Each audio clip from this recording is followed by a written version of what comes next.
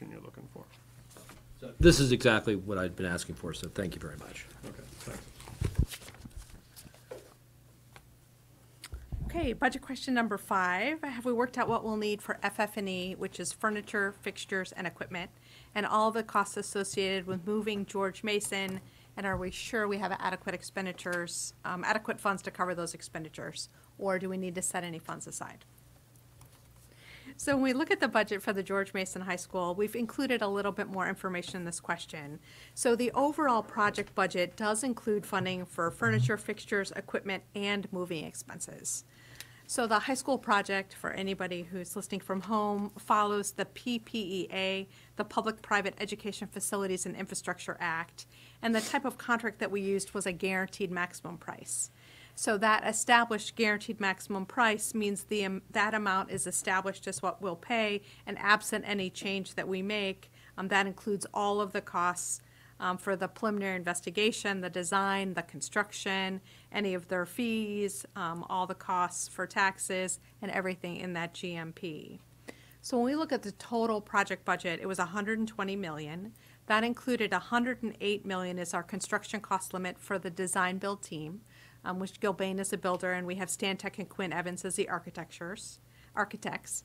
We have $9.3 million for soft costs. So our soft costs include our commissioning agent for LEED, our materials and testing, so we have a company that's testing to make sure we're getting what we're paying for. Our project management fees, that's Brailsford and Dunleavy, our owner's rep. All of our FF&E, furniture, fixtures, and equipment, moving costs, and then we do have included in there an owner's contingency to address any other needs that arise during the project.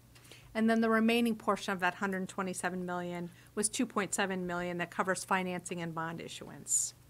So we are getting tremendous support from Brailsford and Dunleavy, and we're all working really well together with our design build team of Gilbane, Stantec, and Quinn Evans to ensure that we're meeting all of the programmatic needs of our high school while staying within our budget. Stantec has provided an architect who's helping us in terms of that FF&E and determining exactly what we need. They've spent an extensive amount of time meeting with school staff to really understand their requirements, and they're really helping us to work through the solution. But we're really happy to say that we're doing well and we're within our budget. Sorry.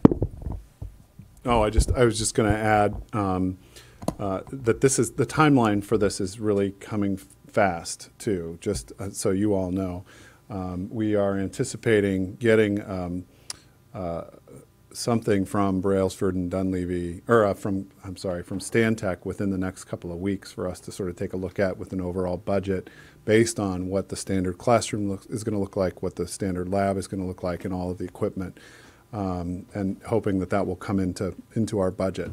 The other thing that I wanted to make sure that we called out, and that is that we have not left any stone at the high school unturned with respect to reuse of a lot of equipment. We've done an inventory of every piece of equipment that's there. We have photographs of the type of all of the equipment that was there. So when Kenny George was doing his presentation last week at the board meeting, one of the things he was talking about his excitement over was a new large format cutter. It's a piece of equipment for his program. He will be reusing a number of pieces of equipment that we currently have in the high school. So it just makes sense that there are a lot of things that would come over. So for example, kilns, some pottery wheels that we've already purchased out of some grants, but all of that has been accounted for. And we are trying to be really efficient with the dollars that we have within the FF&E budget. So it was a great question, and it's one that we're certainly keeping our eye on.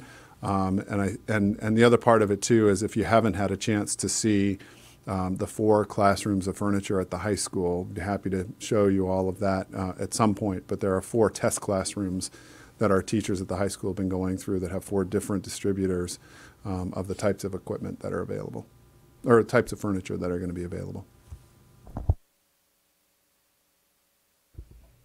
Mr. Webb. And that's my question is, it kind of falls around that. What type of feedback are we getting from folks teachers, staff, students, about the types of furniture that we have out there and the potential of what may be moved from current George Mason to new building? First of all, the feedback about the furniture has been very positive. There's definitely one classroom that I think most people prefer, and it's Will Stewart's room. It's got a really nice mix of heights of chairs, heights of tables, and then there's also some soft-sided furniture, so it's a very sort of relaxed atmosphere. So I think we've gotten some good feedback from the staff and from students about that. We're getting ready to administer another survey to the staff about the type of furniture. And then with respect to taking things, we've had a number of meetings with every department at the high school and said what moves and what doesn't. And we've gotten some very positive feedback. The one area that remains a concern, I think, for some of our folks is the standard classroom is going to have X number of bookshelves. So, for example, you may have 2 or 3 bookshelves. One might be a lower format, another might be a higher format. And we have a couple of teachers that have thousands of books. And it's totally legitimate for them to say, we want all 1,000 of our books in our classroom. And in some cases, we'll be able to meet that challenge. In other cases, we might not be able to. But what we anticipate is that there will be some standard classroom setup, and if one teacher doesn't need an extra bookshelf, they might be able to move that over to another classroom and create a circumstance where there's enough space for English teachers, for example. And the other is we're developing spaces in the high school that are programmed for storage. So there will be an opportunity to have book rooms available and also other spaces. But by and large, what we're hearing from the science faculty is that those science workrooms are really great and adequate. We're hearing great things from our history and our math folks, and also from the electives. But the biggest push back that we've received, to be completely candid, is from the English department, just in terms of where are we going to put all our books. And so we're trying to work through that with them. Peter, is that a funding issue? We don't have, just the budget only allows so many bookcases to be bought, or is it the way that the classrooms are configured that they literally can't fit more bookshelves? It's sort of a combination of both. I think we have the funding for more bookshelves if we put more in one room and reduce in another. But I think what we're trying to do is develop a systematic process for outfitting classrooms. And then once we have the standard classroom outfitted, then making modifications with what we have.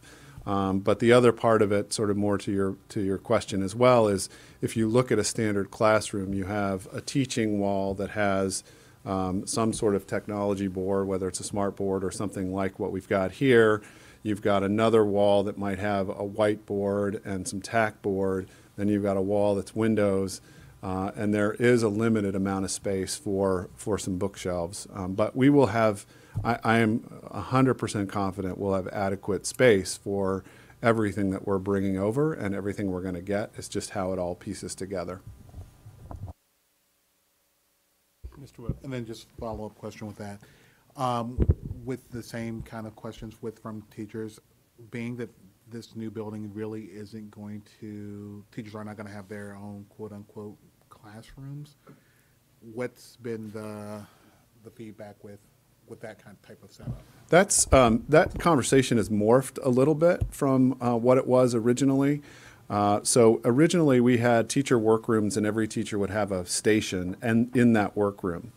And we got really strong feedback from the staff that they didn't like that approach at all. And they would much rather have those spaces in those workrooms be more aligned to collaborative conversations, to make sure that those teachers that might not have a classroom per se would have a place to hang their hat, put their bags, put their coat and the like.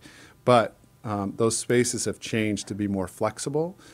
So there's more collaboration and spaces for teachers to lock things up and so on.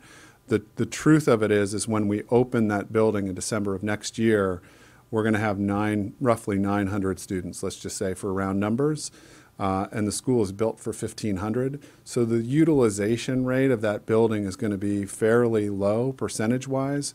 So the fact is, what we've said to teachers, and we've come off this isn't your space, is that you can bring some of your things in. You can hang up your posters. You can put pictures of your family if you want in there, because we're not going to have a whole lot of flexing back and forth among and between classrooms. But we are saying, as the population grows, we're going to have to remain flexible. So while you can do that now, you might not be able to do it forever. And that's often a cultural thing that's a hard shift.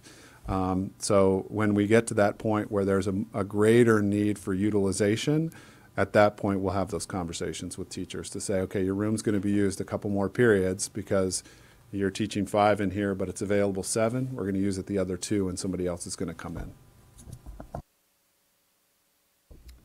Any other questions on this point? Okay, continuing on, and thanks. The next question was, could we provide a greater level of detail for the organizational charts? And that answer is in process. So that was number 6. Question 7 was, can we explain how our Family Resource Center is funded and how is staff paid, as well as the additional expenses? So our Family Resource Center is a space for immigrant families and children in pre-K to 12. And that space is currently located at Thomas Jefferson Elementary School, but it's available to students across our entire system, and it's funded with operating funds. So if we look back, our budget for multiple years had included a parent liaison, Erica, and she has been designated the Family Resource Center and parent liaison to run that program. So she was previously paid from the operating fund and is continuing to be paid that way. When we look at the other support for that program, whether it's the space within Thomas Jefferson or any support or materials that she needs, those are also coming from our operating funds. And then we also have multiple positions in other organizations across the system that support the Family Resource Center. So whether it's food services through our food backpack program that provides families with food over the weekend or holiday breaks, our psychologists, our social workers, special education staff, purchasing and administration, all of that is coming out of people's regular activities funded by the operating fund. This current year, they do have a $4,400 CBDG, a Community Block Development Grant, and that grant is being used for the Family Resource Center to provide English classes for adults. And then lastly, the Family Resource Center is also eligible to apply for support from our Education Foundation.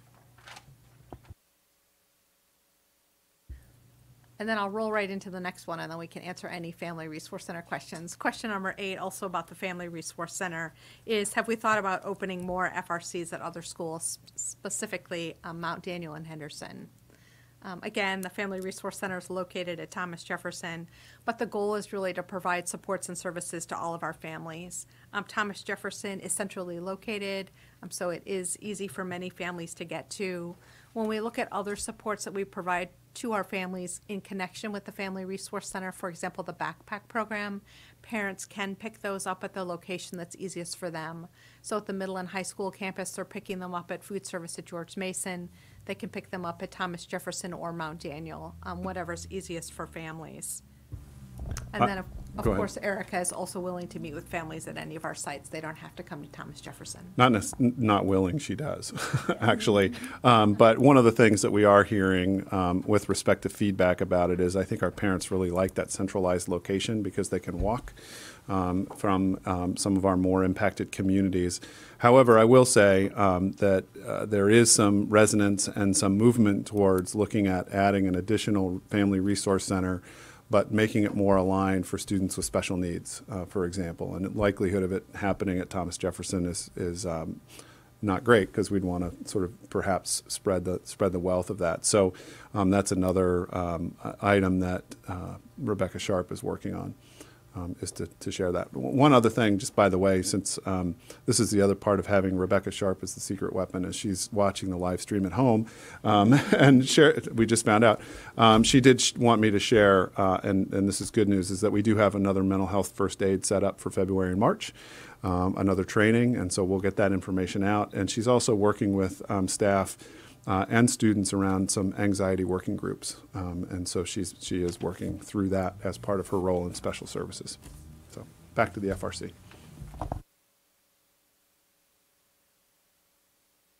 Any follow-up questions on Family Resource Center? Well, I just want to say I love the idea of focusing something on families who need help with special needs students. But one of the things when I was running for school board, parents talked about that a lot, and these were parents not from disadvantaged backgrounds, and about just the paperwork and it's just so cumbersome, and they couldn't. And so I can't even imagine, families that are coming from disadvantaged backgrounds